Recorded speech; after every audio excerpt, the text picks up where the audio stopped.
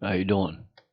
Somebody suggested to me that I should put more videos on here, and I was kind of stunned by that because I'm not very good at it. But anyway, I guess these images are worth sharing anyway. So these first few photographs here are from 100 to 428 millimeters.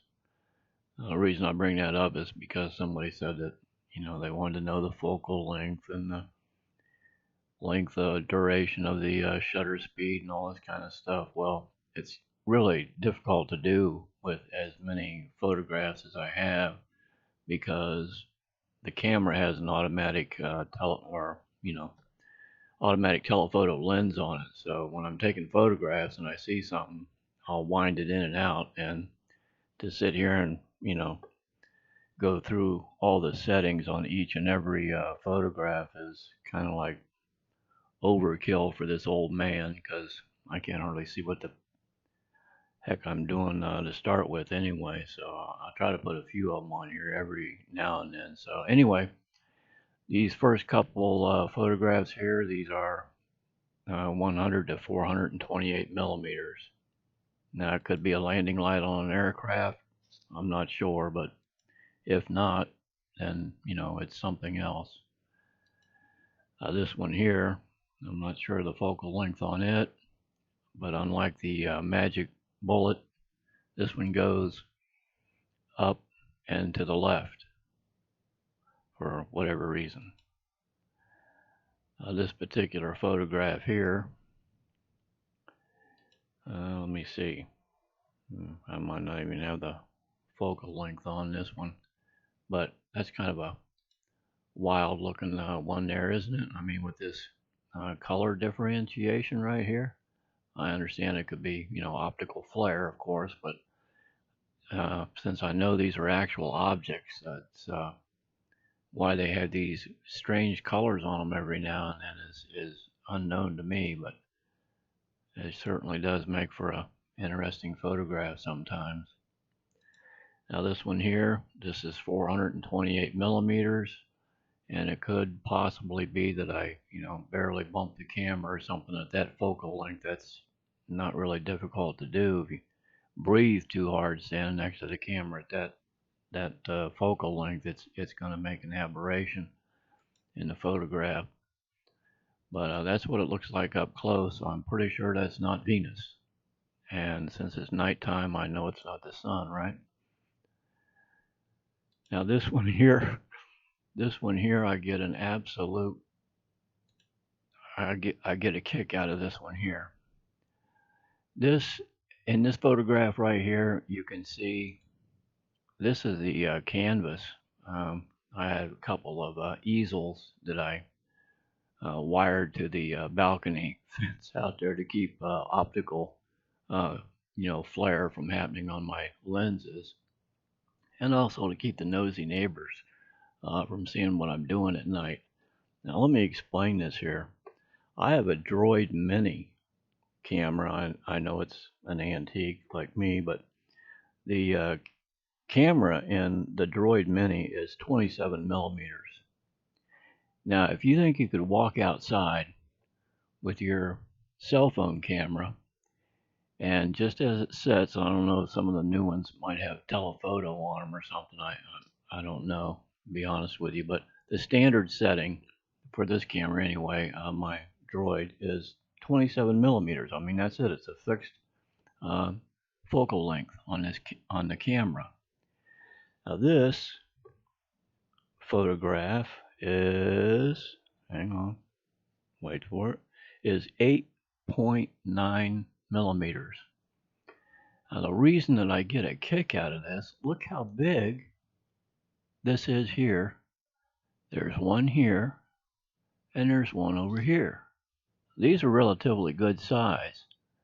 They must be like, gigantic if they're out where the stars are.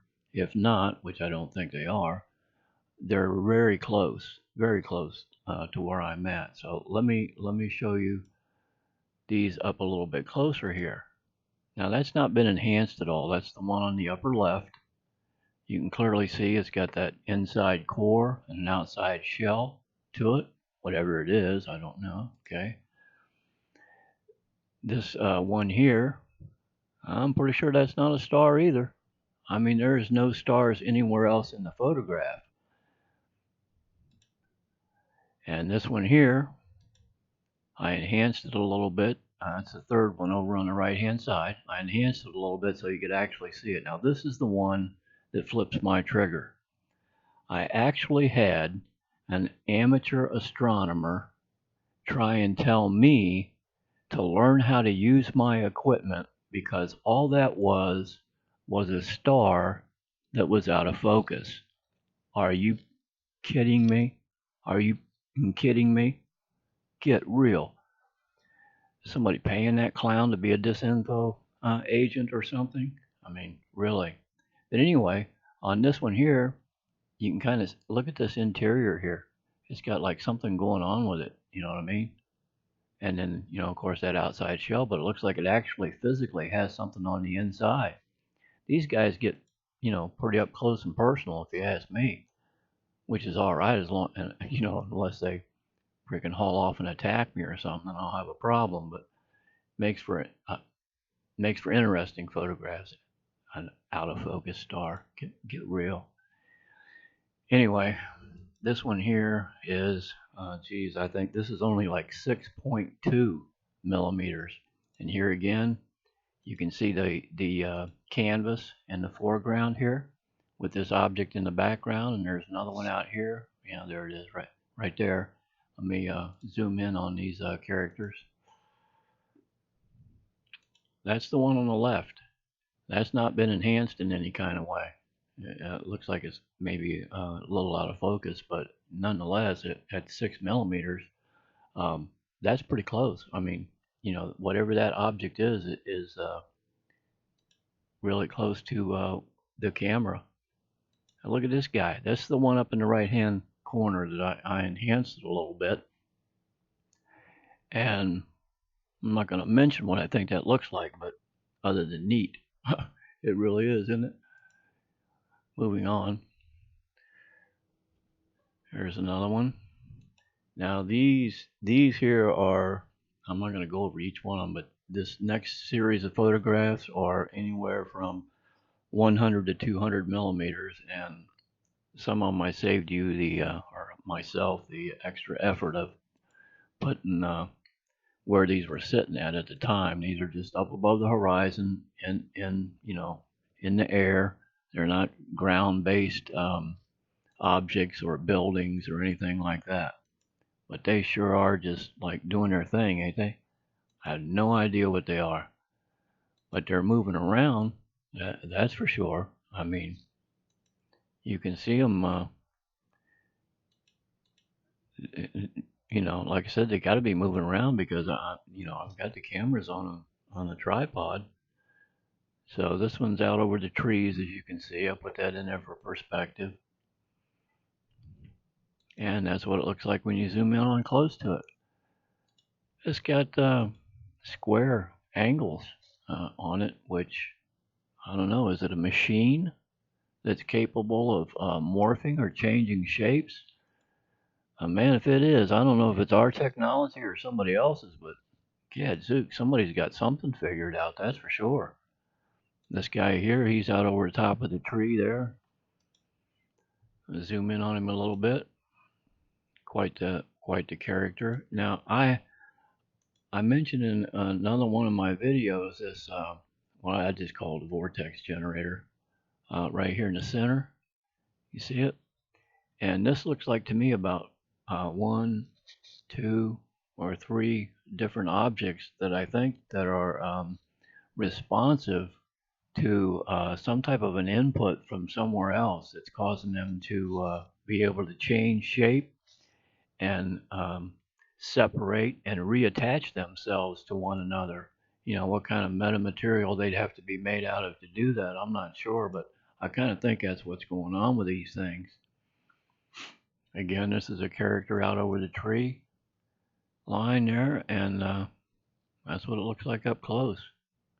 A little bit kind of, not real good in focus, but it's clearly not an airplane, that's for sure. Oh, and this one here, I apologize to the neighbors. They probably think I was trying to take a picture of them or something, but honestly, I wasn't.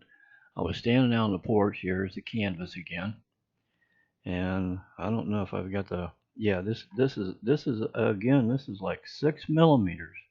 Okay, this is with the camera all the way, the lens wound all the way in. I just felt like there was something out there, and so I took the camera and stuck it up over the canvas there and took a couple pictures. I thought, I think there's something out there. I just couldn't figure out what it was.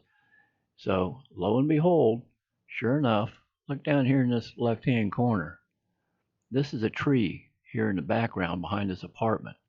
I know there's nothing over here except for whatever this thing was flying around. And there's a picture of it up close. You can clearly see, in my opinion, the motion blur, a little bit of motion blur here. This thing was, you know, walking around out there doing its thing. Anyway, this last photograph here is 152 millimeters. I'll wind in on it a little bit here and enhance it.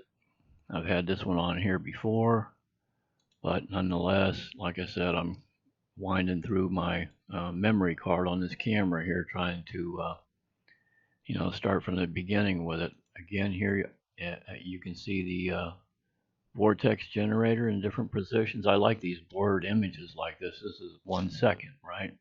So on a video camera, it's 30 frames a second. So if you divide this in half, that's 15. Divide it in half again, that's 7.5, 3.5, or whatever. You know what I mean? So if you took a video of it, you would get this object walking along like this. But as it is, since this is 1 second, and in a video camera, you would have 30 different images in 1 second. So if you break it down, you can kind of see the object at different positions as it's traveling along there. You know, like I said, there's that vortex generator. You can see it goes away from the camera here, comes back towards the camera, sort of jumps up and off it goes. So anyway, that's all I have for right now. So if you watched it all the way through, thanks. If you didn't, thanks. Anyway, appreciate it. Take care. Have a good one.